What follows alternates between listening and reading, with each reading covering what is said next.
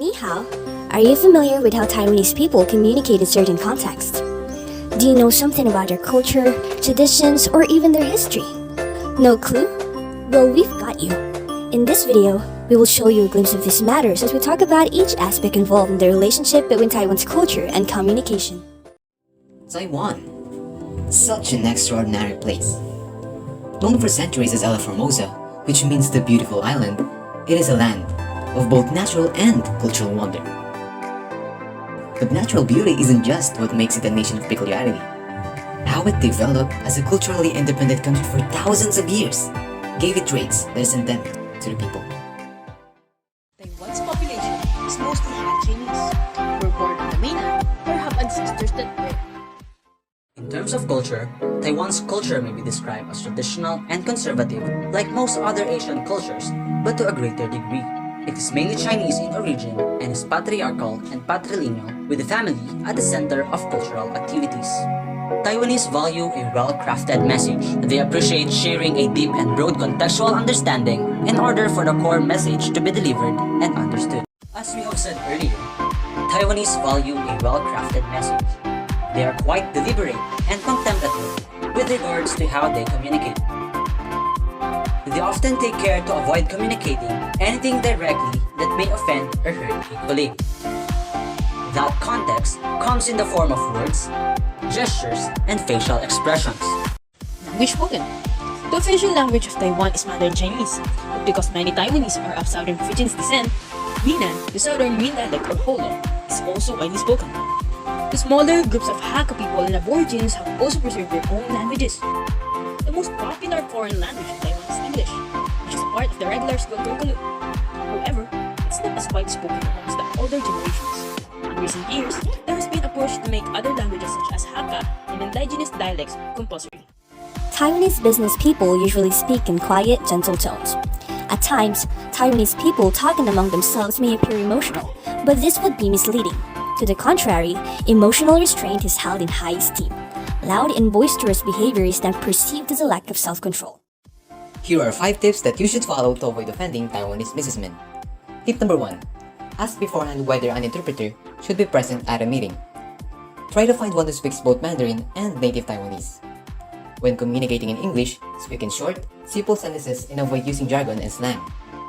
Summarize your key points often. And lastly, pause frequently to allow for interpretation. Non-verbal communication is very important among the Taiwanese. Therefore, one should always be aware of what he and others are communicating without words. The following are just some of the non-verbal cues that can be observed among Taiwanese people. Kinesics or body movements. Eye contact should be kept minimum. Repeatedly looking at people's eye can be viewed as intrusive and rude. Next is gestures. Gestures are used subtly in society and excessive body language should be avoided. In Taiwan, when talking to other people, moving your hands should be avoided for it can distract the other person. When pointing to somebody, open hands is much accepted to use than a finger as it reflects hostility and accusations. When saying no through a gesture, the palm should be facing outwards, in front of the face, and move it back and forth. Formal greetings often involve handshakes, but they should be light, not with a firm grip.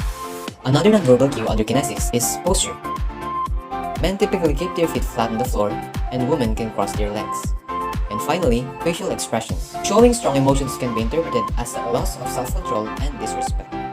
Paralanguage or the use of voice. Taiwanese people speak slightly louder in public places, especially when they're talking to someone over the phone.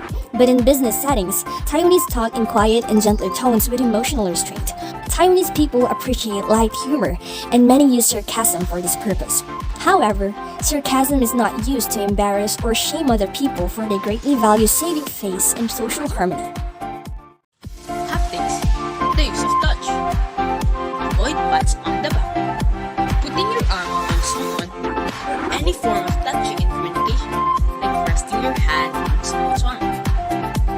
Touching others is seen as inappropriate in society, unless the interaction is among close friends or family. Proxemics or use of space. Personal space is so important to the Taiwanese, so plan to stand about 2 arms length away from another person. In formal settings, standing farther away from others shows respect. However, among companions of the same or opposite gender, It is not considered inappropriate to be near each other, for it signifies closeness, friendship, and trust. Under nonverbal communication, we have chronemics, also known as days of time. Taiwanese people greatly value punctuality and timeliness. They consider it important to be on time, if not early, for appointments and other scheduled activities. As human beings, it is our nature to know things in, ideally, a confident manner. Our cognitive needs drives us to communicate with others, only to gain their knowledge, but also to obtain validation for our own perceptions. These repeated acts of communication then sets the stage for cultures to emerge and be fostered. On a macro view, culture and communication truly shares a deep, complex, and reciprocating connection with each other. Conclusively, communication shapes culture, and culture shapes communication.